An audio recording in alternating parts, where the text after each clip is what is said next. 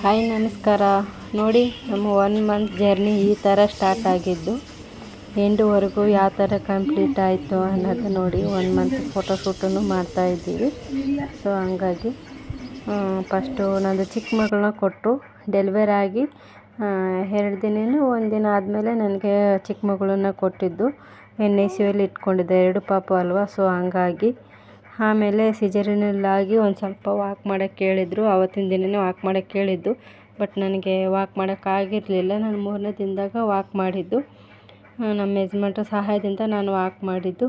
ಆಮೇಲೆ ಮನೆಗೆ ಹೋದ್ವಿ. ಮನೆಗೆ ಹೋದ್ಮೇಲೆ ನನ್ನ ಅಕ್ಕ, ಅಮ್ಮ ಎಲ್ಲರೂ ಕೇರಿಂಗ್ ಮಾಡಿದರು ನಮ್ಮ ಪಾಪುಗಳು. ನನ್ನಿಂದ ಆಗ್ತಾ ಇರಲಿಲ್ಲ, ಸ್ವಲ್ಪ ಪೇನು ಜಾಸ್ತಿ ಇತ್ತು ನನಗೆ, ಹಾಗಾಗಿ ನನಗೆ ಆಗಲಿಲ್ಲ. ನೋಡಿ ನಮ್ಮ ಬೇಬೀಸ್ ಎಷ್ಟು ಚೆನ್ನಾಗಿ ಕ್ರೈಯಿಂಗ್ ಮಾಡ್ತಾ ಇದ್ದಾವೆ ಅಂತ ಮನೆಯಲ್ಲಿ. ಎಷ್ಟು ಚಿಕ್ಕ ಚಿಕ್ಕ ಪಾಪುಗಳಿದ್ದಾವೆ. ನನಗಂತೂ ಎತ್ಕೊಳ್ಳೋಕ್ಕೆ ಒಂಥರ ಭಯ ಆಗ್ತಾಯಿತ್ತು. ಎಲ್ಲ ತುಂಬ ಕೇರಿಂಗ್ ಅಂದರೆ ನನ್ನ ಅಕ್ಕ, ನನ್ನ ಅಮ್ಮ ಮತ್ತು ನನ್ನ ತಮ್ಮನ ಹೆಂಡ್ತಿನೂ ತುಂಬ ಕೇರಿಂಗ್ ಮಾಡಿದರು. ನೋಡ್ತಾ ಇರ್ಬೋದು.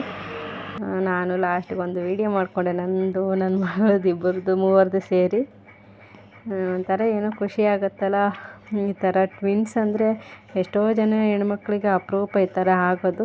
ಆಮೇಲೆ 1 ಮಂತಲ್ಲಿ ನಾನು ನನ್ನ ಮಕ್ಕಳಿಗೆ ಆಯಿಲ್ ಮಸಾಜ್ ಮಾಡೋದು ಹೇಗೆ ಅಂತಂದೇಳಿ ಕಲ್ತ್ಕೊಂಡೆ. ಅಮ್ಮನ ಕೂಡ ಕಲ್ತ್ಕೊಂಡೆ. ಯಾಕಂದರೆ ಅಮ್ಮ ಊರಿಗೆ ಹೋದರೆ ಮತ್ತು ನಾನೊಬ್ಬಳೇ ನೋಡ್ಕೋಬೇಕಲ್ವ. ಸೊ ಹಂಗಾಗಿ ನಾನೇ ಅವ್ರು ಹೇಳ್ದಂಗೆಲ್ಲ ನಾನೇ ಮಸಾಜ್ ಎಲ್ಲ ಮಾಡಿದೆ ಆಯಿಲಿಂದು. ಮಕ್ಕಳಿಗಂತಲೇ ಬೇಬಿ ಶಾಂಪು ಎಲ್ಲ ಬರುತ್ತೆ, ಹಿಮಾಲಯದ್ದು ಶಾಂಪು, ಆಯಿಲು ಎಲ್ಲ ಬರುತ್ತೆ, ಅದರಿಂದನೇ ಹಾಕೋದು. ನೋಡಿ ಇದೇ ಥರ ಎಲ್ಲ ಮಾಡಬೇಕಂತ ಅಮ್ಮ ಕೂತ್ಕೊಂಡು ಬಗಲಾಗಿ ಹೇಳ್ಕೊಡ್ತಾ ಇದ್ದಾರೆ ನನಗೆ. ಹಾಗಾಗಿ ಮಾಡಿದೆ. 2 ಪಾಪುಗೂ ಮಾಡಿದ್ದೆ.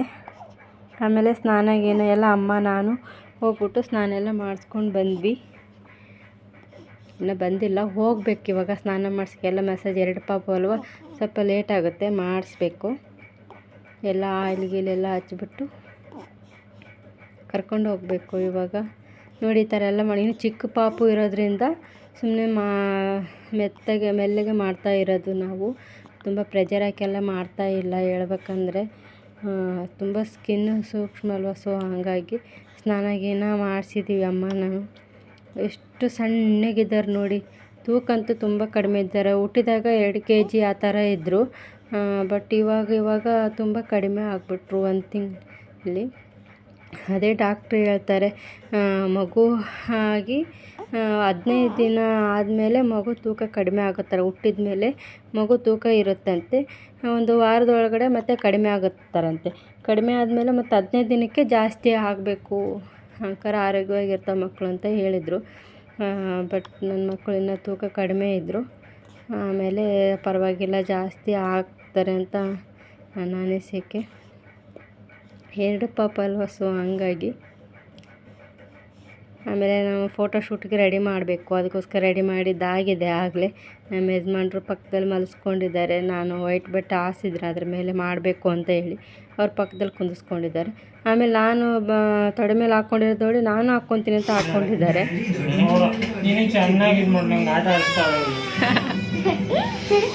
ಅವ್ರಿಗೆ ಸಮಾಧಾನ ಮಾಡೋಕ್ಕೆ ಆಗ್ತಾ ಇಲ್ಲ. ನನ್ನ ಚಿಕ್ಕ ಮಗಳು ತುಂಬ ಆಡ್ತಾ ಇದ್ದಾರೆ.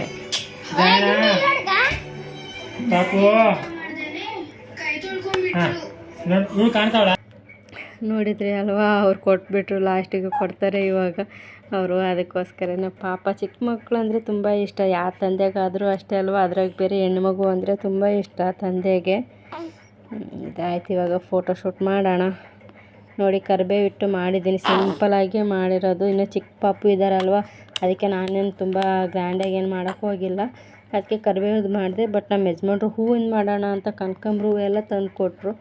ಕನಕಾಂಬ್ರ ಹೂವಿಂದೆಲ್ಲ ಬೇಡ ಅಂತ ಹೇಳಿ ನಾನು ಇದರಿಂದ ಚೆನ್ನಾಗಿ ಕಾಣಿಸುವಂತ ಅಂತಂದೇಳಿ ಇದ್ರ ಕೂಡ ಮಾಡಿದ್ದೀನಿ. ಎಷ್ಟು ಚೆನ್ನಾಗಿ ಕಾಣಿಸ್ತಾ ಇದೆ ನೋಡಿ ಅಲ್ವಾ. ನಿಮ್ಮ ಮನೇಲಿ ಚಿಕ್ಕ ಪಾಪು ಇದ್ದರೆ ಈ ಥರ ಮಾಡಿ, ಆಗ ಮಕ್ಕಳು ಖುಷಿ ಪಡ್ತಾರೆ. ಅವ್ರು ದೊಡ್ಡರಾದಾಗ ನನಗೂ ಈ ಥರ ಮಾಡಬೇಕಿತ್ತಮ್ಮ ಅಂತ ಹೇಳಿ ಅಲ್ವಾ. ಸೊ ಹಾಗಾಗಿ ನೋಡಿದರೆ ಚೆನ್ನಾಗೇ ಕಾಣಿಸ್ತಾ ಇಲ್ಲ ಹೂವಿಂದು, ಅದೇ ಗ್ರೀನ್ದು ಅದು ಚೆನ್ನಾಗಿ ಕಾಣಿಸುತ್ತೆ. ಇವಳು ನನ್ನ ಅಕ್ಕನ ಮಗಳು. ಅವಳು ತೆಗೆಸ್ಕೊತೀನಿ ಅಂತ ಹೇಳಿ ತೆಗೆಸ್ಕೊಂಡ್ಳು. ಆಮೇಲೆ ಇನ್ನು ಯಾರೆಲ್ಲ ನನ್ನ ಚಾನಲ್ ಸಬ್ಸ್ಕ್ರೈಬ್ ಮಾಡ್ಕೊಂಡಿಲ್ಲ ಮಾಡ್ಕೊಳ್ಳಿ ಅಂತ ಹೇಳೋಕ್ಕೆ ಇಷ್ಟಪಡ್ತೀನಿ. Thanks for watching. ಎಲ್ಲರಿಗೂ ಧನ್ಯವಾದಗಳು. ಹೀಗೆ ಸಪೋರ್ಟ್ ಮಾಡ್ತಾ ಇರಿ. ಇನ್ನು ನನ್ನ ವೀಡಿಯೋಸ್ ಎಲ್ಲ ಹಾಗೆ ಬರ್ತಾ ಇರುತ್ತೆ. ನೀವು ಸಬ್ಸ್ಕ್ರೈಬ್ ಮಾಡ್ಕೊಂಡಿರಿ ಅಂತಂದರೆ ಇನ್ನು ಯಾವ್ಯಾವ ಥರ ಎಲ್ಲ 2 ಮಂತು 3 ಮಂತ್ ಫೋಟೋಸ್ ಶೂಟ್ ಮಾಡಿದ್ದೆಲ್ಲ ಹಾಕ್ತಾ ಇರ್ತೀನಿ. ನೋಡಿ ಹೀಗೆ ಹಾರೈಸಿ ಅಂತ ಹೇಳಕ್ಕೆ ಇಷ್ಟಪಡ್ತೀನಿ. Thank you.